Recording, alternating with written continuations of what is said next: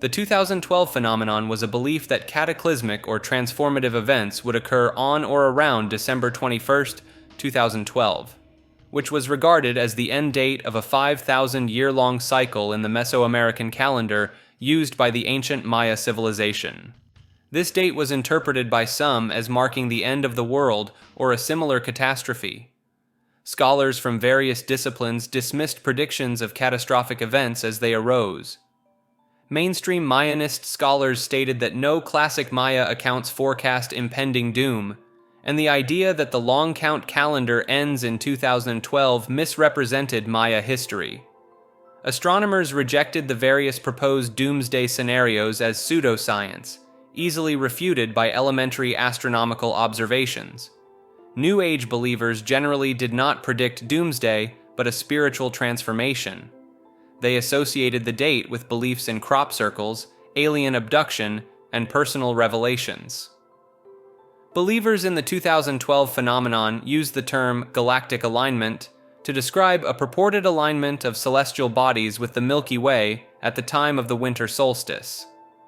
This idea was refuted by astronomers, who noted that no galactic alignment was set to occur, and that the winter solstice does not correlate with the galactic center, but rather with the position of the Earth in its orbit around the Sun. Theories included Sagittarius A, the supermassive black hole at the center of the galaxy, exerting gravitational effects, a collision with a mythical planet called Nibiru, or Earth's collision with a black hole. Astronomer Phil Plait noted that none of these scenarios were possible. The phenomenon spread widely on the internet. Hundreds of thousands of websites referred to it, and Ask an Astrobiologist, a NASA public outreach website, received over 5,000 questions from the public on the subject. Doomsday fears were represented via TV documentaries, fiction books and films, and rock and pop music. On the day of the supposed apocalypse, festivities and prayer vigils were held at Maya sites in Mexico, Guatemala, Honduras, and El Salvador, while people in China and Russia hunkered down in anticipation of catastrophe. The McCollough Effect is a striking visual phenomenon where the brain becomes conditioned to associate certain colors with specific patterns of lines. For example, if you stare at red and black horizontal stripes, then green and black vertical stripes, alternating every few seconds for a few minutes, something interesting happens. Afterwards, when you look at black and white stripes, the horizontal lines appear greenish and the vertical lines look pinkish. This after effect can last for a surprisingly long time, up to a few months, if you don't keep testing yourself on it. Tilting your head 45 degrees makes the colors disappear, and tilting 90 degrees makes them switch, which orientation looks pink or green. Closing one eye shows the effect only works for the eye you stared at the colored patterns with. Scientists aren't certain what causes the McCollough effect, but there are a few main theories. It could be color adaptation in certain edges and lines detecting parts of the visual system. Or the brain may be trying to adjust perceived color to cancel out what it thinks is happening in error in the eye. A third idea links it to the same mechanism as drug withdrawal, where the absence of an expected stimulus produces a kind of rebound effect. As of yet, there's no clear consensus on which explanation is correct. Recently, a similar anti-McCollough effect was found, where the induced color is the same as the color you stare at, rather than the opposite. This effect transfers between eyes, suggesting it happens at a higher level of visual processing in the brain. It's a bit less saturated, but still lasts a long time. Life on Earth has experienced numerous mass extinction events throughout its history. In some cases, these catastrophic die-offs may have been triggered or made worse by life itself. This idea is known as the Medea Hypothesis, named after the mythological figure who killed her own children. One possible example is the Great Oxidation Event, 2.45 billion years ago. Oxygen released by photosynthetic microbes may have poisoned many anaerobic microbes that could not tolerate it. The reaction of oxygen with methane, a potent greenhouse gas, could have also drastically cooled the planet. Later snowball Earth events have also been linked to biological activity, depleting atmospheric carbon dioxide. Even more recently, the late Ordovician mass extinction may have been caused by cooling triggered by the spread of land plants drawing down CO2.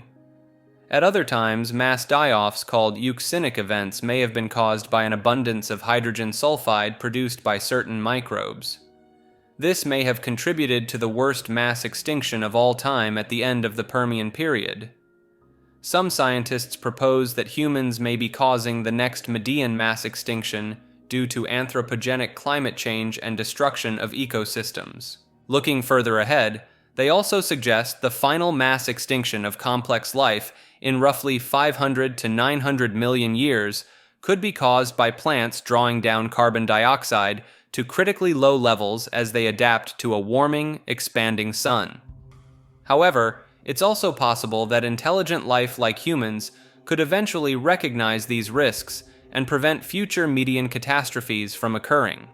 So life may sometimes be self-destructive on a grand scale, but it may also be able to acquire the foresight to rein in these tendencies. In the late 1990s, a man calling himself Mel Waters made some extraordinary claims on a radio show. He said he owned property in rural Washington state that contained a mysterious, apparently bottomless pit. Waters claimed to have lowered 80,000 feet of fishing line into the hole without hitting bottom. He also said his neighbor's dead dog had been thrown into the hole, only to be seen alive sometime later. According to Waters, these bizarre properties caused the federal government to seize the land and relocate him to Australia. His story was retold on the radio show several times over the years, causing it to take on the status of a modern folklore legend. However, upon investigation, no records could be found of anyone named Mel Waters ever owning property in the area. Geologists say a hole of the claimed depth is impossible. It would collapse in on itself due to the immense pressure and heat deep underground. The story was likely inspired by nothing more than an old, abandoned mine shaft. Despite the lack of evidence, the story of Mel's hole captured the public's interest. In 2002, a group of 30 people even mounted an expedition to find the mysterious pit, but unsurprisingly came up empty-handed. The hole also inspired an eclectic art exhibition in 2008, featuring works by over 40 artists riffing on the tall tale. Black holes are one of the most extreme and fascinating phenomena in the universe. With their immense gravity, they can consume everything that comes too close, even light. For some people, learning about these cosmic monsters can trigger a phobia known as Melanoheliophobia, the fear of black holes. This fear often first strikes children when they learn about the incredible destructive power of black holes in school or media. For adults, it can be triggered by reports of tiny, atom-sized black holes being created in particle accelerators here on Earth. This leads some to worry that these artificial singularities could grow out of control and devour our entire planet. Others may fear a natural, rogue black hole entering our solar system and swallowing up the Earth. The perceived inescapability of such a scenario can lead to feelings of helplessness and dread. Symptoms of melanoheliophobia can be severe, including panic, obsessive thoughts, a feeling of detachment from reality, and an overwhelming urge to flee, as if the only way to be safe is to leave the planet entirely. Of course, this is not a practical solution. Luckily, this phobia is treatable through methods like talk therapy, counseling, hypnosis, relaxation techniques, and cognitive behavioral therapy. By putting the true risks in perspective and developing coping strategies, sufferers can learn to manage their fear and not let it control their lives. While the idea of Earth-destroying black holes is terrifying, the reality is that we are in no danger from these fascinating cosmic phenomena. Particle accelerators pose no threat of creating a runaway black hole, and there are no rogue singularities headed our way. In UFO folklore and conspiracy theories, The Men in Black, often abbreviated as MIB, are mysterious figures said to appear after UFO sightings. Dressed in distinctive black suits, they allegedly question and intimidate witnesses, telling them not to discuss what they saw. Some even claim the MIB can erase people's memories of UFO encounters. Descriptions of the MIB vary. Some are said to look like regular government agents, while others are described as having strange, almost supernatural appearances and abilities. Ufologists in the 1950s and 60s increasingly feared they would face organized harassment for uncovering the truth about flying saucers, and the MIB became a part of UFO lore. One famous early MIB story comes from 1947, when a man named Harold Dahl said a dark-suited individual warned him not to talk about his alleged UFO sighting near Maury Island in Washington state.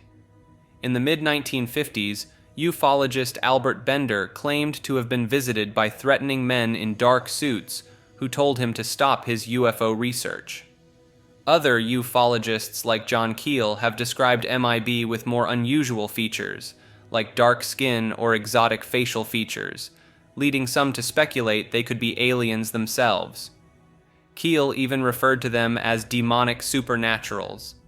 The MIB have become a staple of UFO lore and have inspired various works of fiction.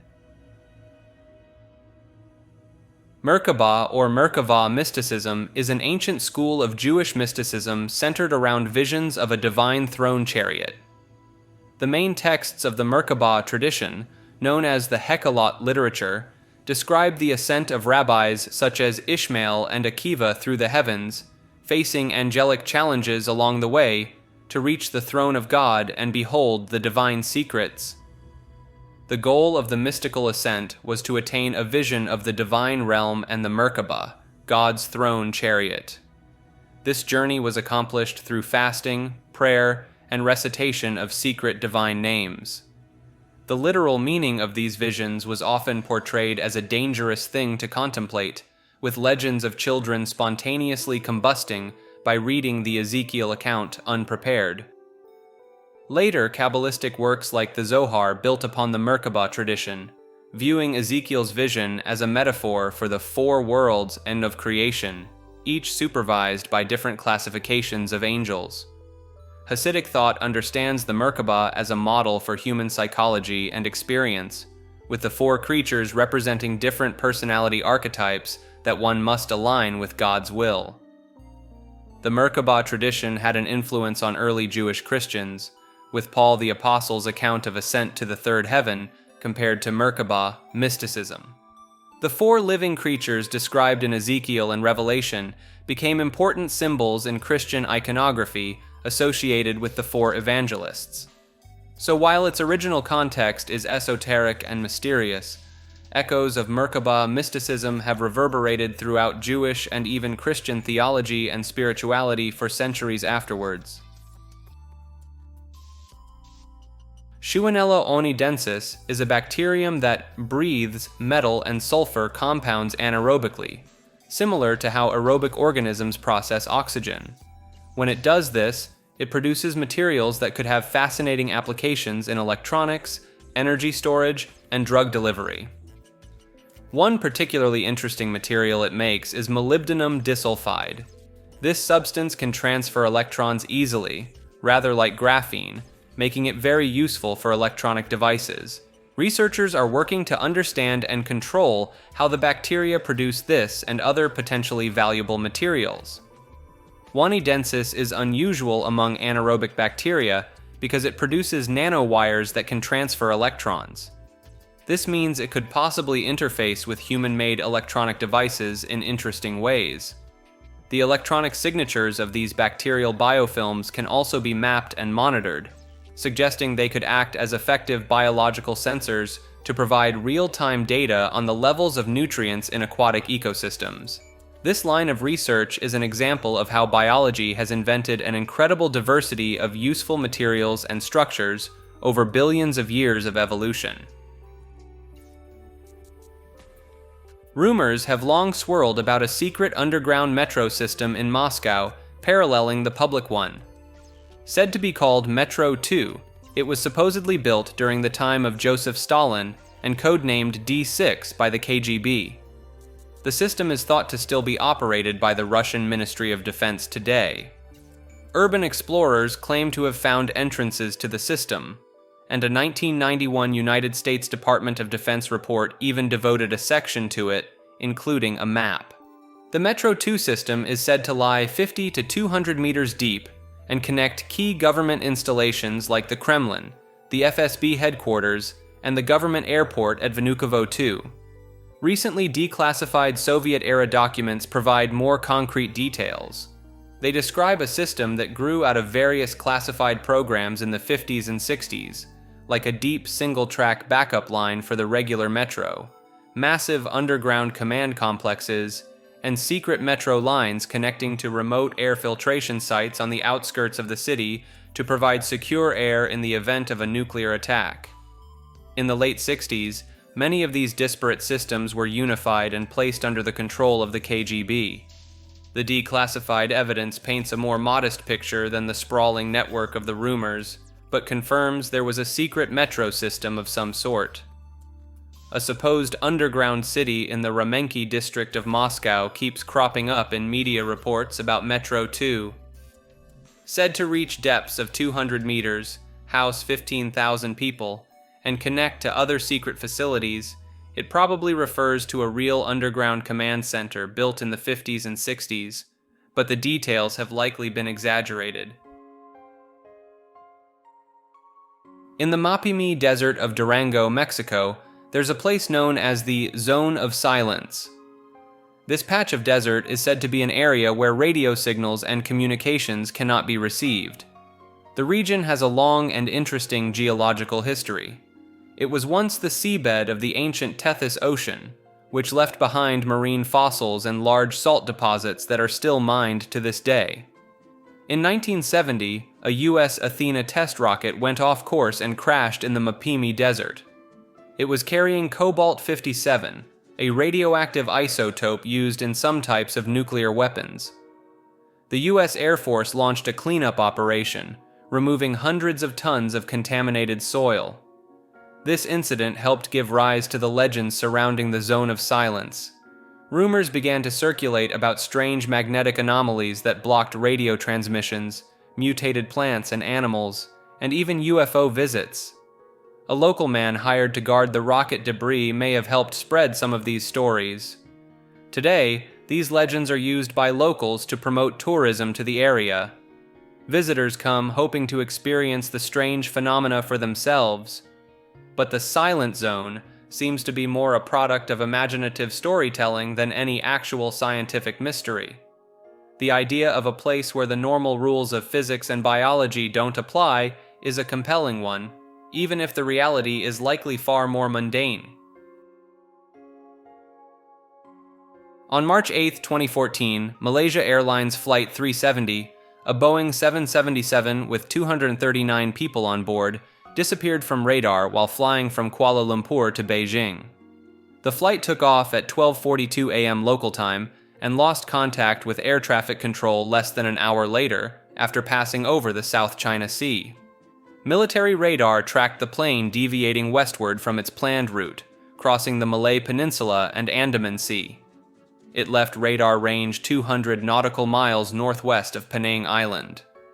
In the following weeks, a multinational search and rescue effort scoured the Indian Ocean, initially focusing on the South China Sea and Andaman Sea.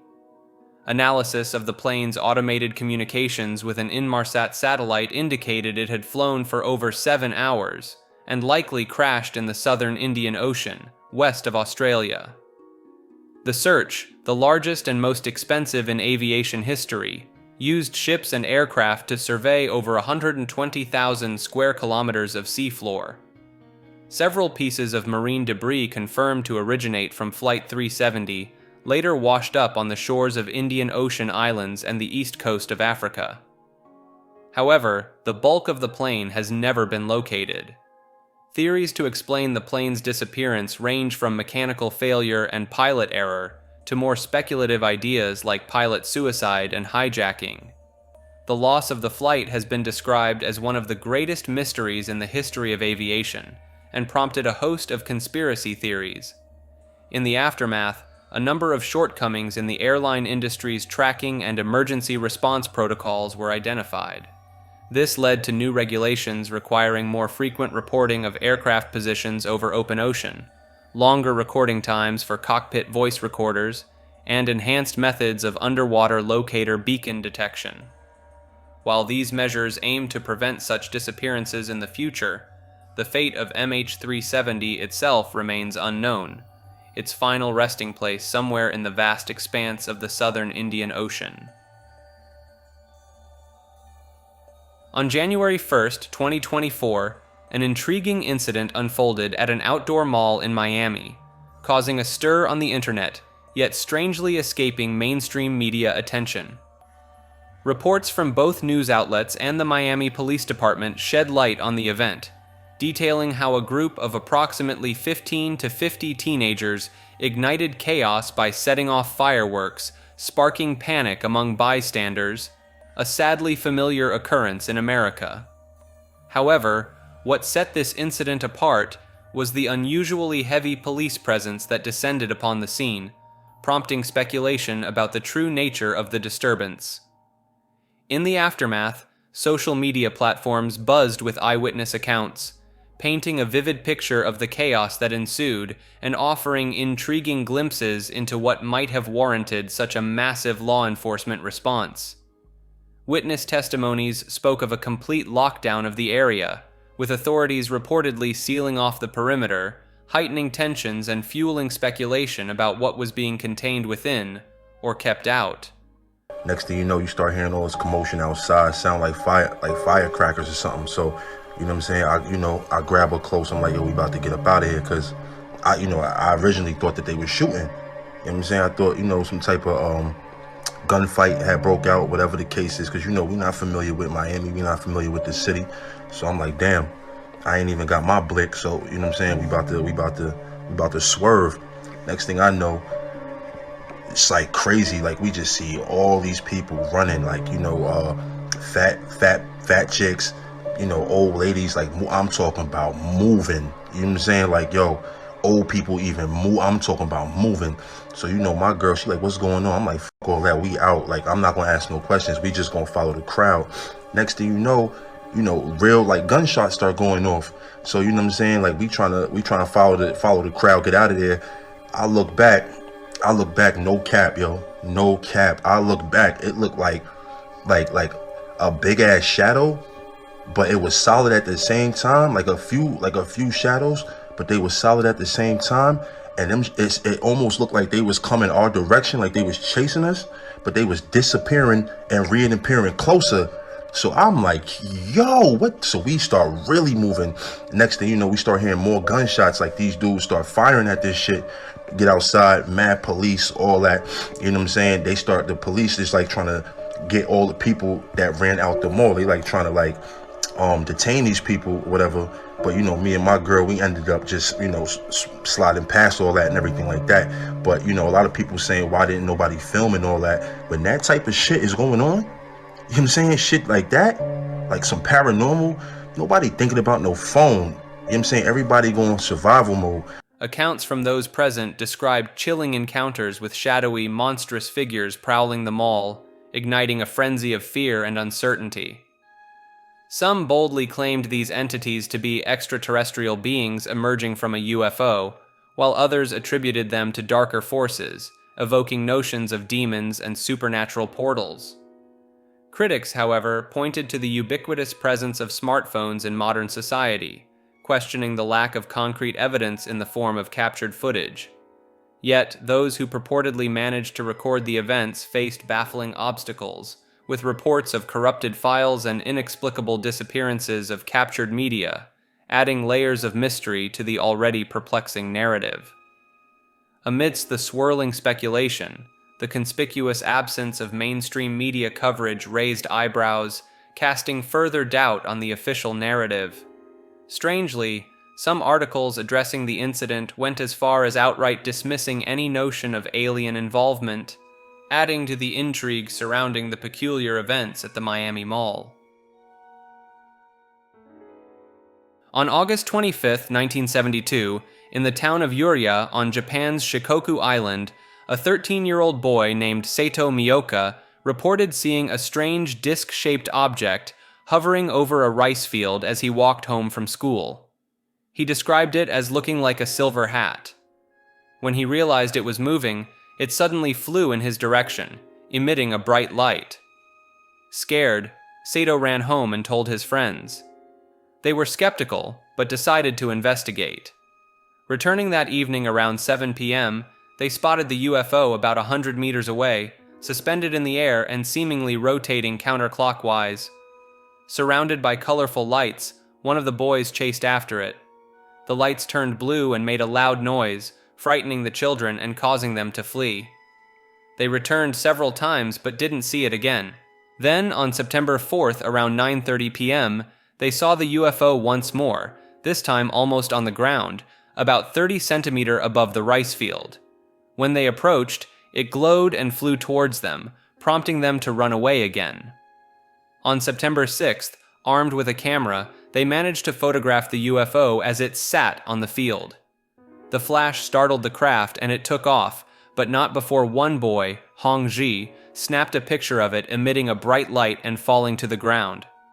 Hong Ji picked up the small object, which was still spinning. They measured it at 18.2 centimeters in diameter, 7 centimeters tall, and weighing 1.3 kilograms.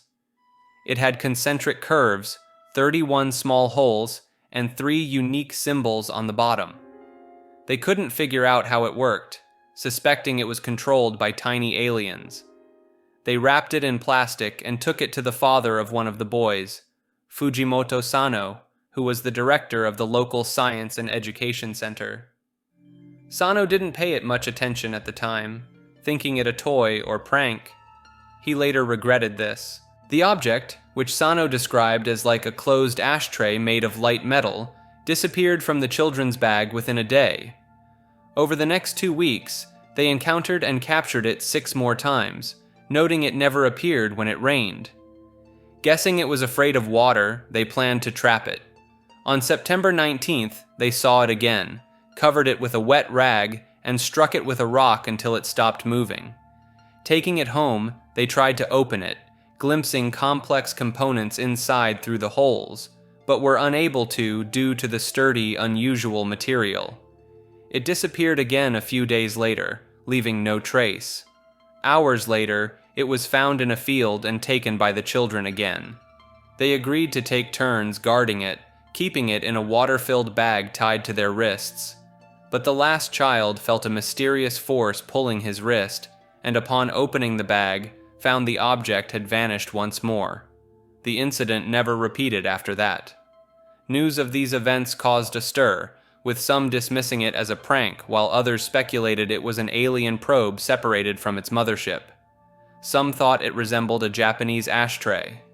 The boys said someone collected their photos and told them not to spread the story. The true nature of the mysterious Sakayama UFO remains a puzzling, unsolved mystery.